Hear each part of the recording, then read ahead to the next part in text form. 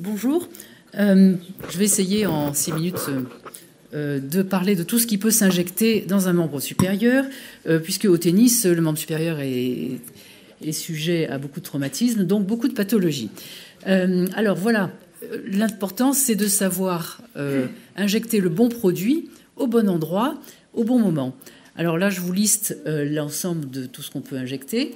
Les corticoïdes, on le sait depuis longtemps, seront injectés dans l'aigu, aussi bien dans l'articulation, c'est la poussée d'omarthrose, la poussée de rhizarthrose, quand il y a une synovite, et au niveau du tendon, c'est quand il y a une inflammation, donc au mieux dans la ténosynovite ou bien sûr dans les bursites. On est embêté au niveau des produits, vous le savez, puisque l'Altime n'est plus disponible.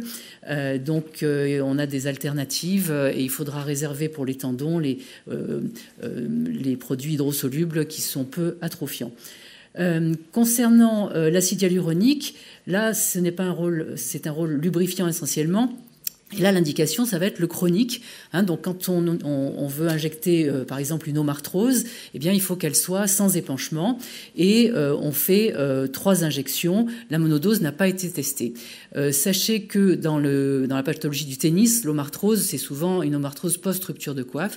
Et on peut tout à fait injecter l'acide hyaluronique dans les omarthroses avec rupture de coiffe. Ça a été validé. Au niveau tendineux, on en parlera. Là, l'injection se fait en périphérie du tendon et en général, c'est 2 injections à une semaine ou plus d'intervalle et il y a des résultats intéressants, bien que ce ne soit pas encore tout à fait validé. Pour le PRP, je vais en parler plus précisément au niveau des tendons.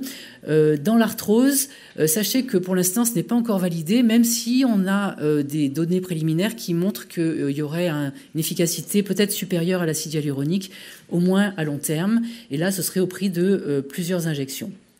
En ce qui concerne le tendon, c'est strictement intratendineux au niveau des fissures. Et là, on va en parler pour l'épicondylite.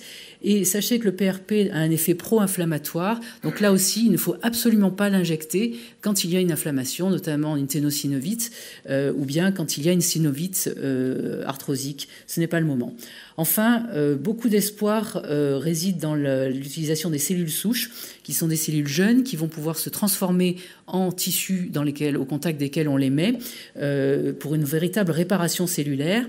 Dans l'arthrose, pour l'instant, c'est en cours d'évaluation. Ce n'est pas prouvé du tout parce que, en fait, ça ne va pas se différencier vraiment au sein de l'articulation, mais ça va peut-être ralentir l'effet l'évolution de l'arthrose. Par contre, en intratendineux, il y a franchement des résultats préliminaires très intéressants. Alors, très vite, bien sûr, il faut savoir injecter au bon endroit. Et dans les articulations du membre sup, vous voyez qu'on peut vraiment se planter, être tout à fait à côté si on le fait à l'aveugle. Vous voyez les pourcentages. Donc, utiliser radio-éco-guidage, surtout si on veut injecter autre chose qu'un corticoïde. Le corticoïde diffuse, si on a de bons repères, on peut avoir un résultat. Et pour les autres produits, franchement, c'est illusoire. Au niveau des tendons, c'est l'éco-guidage qui est le plus important. Et puis, juste rapidement, pour vous dire que quand il y a des atteintes distales, l'aiguille, ça fait vraiment très mal. Et donc, on a cette possibilité d'injecter donc avec un pistolet à piston le corticoïde qui est mis là dans le réservoir et d'injecter sous pression, donc franchement sans douleur, ce qui fait qu'on peut faire plusieurs doigts. Et on a dans le tennis, on a des patients qui ont des arthroses digitales très gênantes et on peut vraiment leur passer le cap avec ça. Donc, c'est à connaître. Alors, on va passer au tendon, surtout à l'épicondylite, parce que dans le tennis, c'est ça le problème majeur. Et donc, le corticoïde, je ne vais pas revenir dessus. Vous savez que c'est tentant parce qu'on a une efficacité rapide sur la douleur. Mais par contre, à long terme, on n'a pas d'effet bénéfique, surtout après 6 semaines. Et même parfois, ça fait moins bien que si on ne faisait rien. Il y a une grosse étude dans le Lancet qui avait montré ça, à 12 mois. Donc, l'utiliser vraiment avec parcimonie et dans l'indication aiguë pour passer un cap si vraiment, dans les formes récentes, le patient le justifie. Alors, l'acide hyaluronique, je vous en parle parce qu'on commence à avoir quelques données. Donc, on ne sait pas trop comment ça va marcher, une lubrification, une nutrition du tendon. En tout cas, on peut l'injecter par voie éco-guidée. Il y a eu quelques études ouvertes, c'est pas vraiment très significatif, mais 2 injections à une semaine d'intervalle ont montré une efficacité à 6 semaines, 12 semaines. Et au niveau du tendon d'Achille, récemment, vient de sortir un essai randomisé versus onde de choc. Et là, il y a un effet donc significatif. Donc ça peut avoir un intérêt en association ou en complément dans certaines tendinites rebelles. Et ce sera en chronique, ce ne sera pas dans les formes aiguës. Alors le PRP, donc le rationnel, en fait, le PRP c'est quoi? C'est donc du sang autologue qu'on a centrifugé pour recueillir un concentré de plaquettes qui va relarguer des facteurs de croissance. Et ces facteurs de croissance que vous voyez là, ils vont stimuler la cicatrisation, soit du cartilage, soit du tendon, si on le met bien sûr au contact de cette structure. Et on sait que in vitro, certains facteurs de croissance donc, produisent du collagène en intratendineux. Alors on ne sait pas trop actuellement si c'est l'effet, parce qu'on l'injecte au sein du tendon, dans la fissure. Donc rien que le fait de mettre une aiguille dans un tendon, on va stimuler déjà la réparation, on a fait un apport de sang. Donc on ne sait pas si c'est cet effet de criblage ou d'apport de sang qui, en tout cas, favorise la réparation tendineuse. Alors en pratique, prise de sang, centrifugation, on élimine le plasma et on récupère donc le sang pour n'injecter que le sang au sein du tendon. Ça se fait sous échographie avec donc un petit criblage initial dans la fissure, différents kits possibles et après un repos strict et puis encadré bien sûr par une rééducation. Je vous montre les images d'Olivier Fichez qui pratique cela régulièrement chez les sportifs de haut niveau à Saint-Raphaël, à Boulouris. Alors, est-ce que ça a été évalué? Eh bien oui, vous avez donc un essai multicentrique qui avait donc été assez décevant.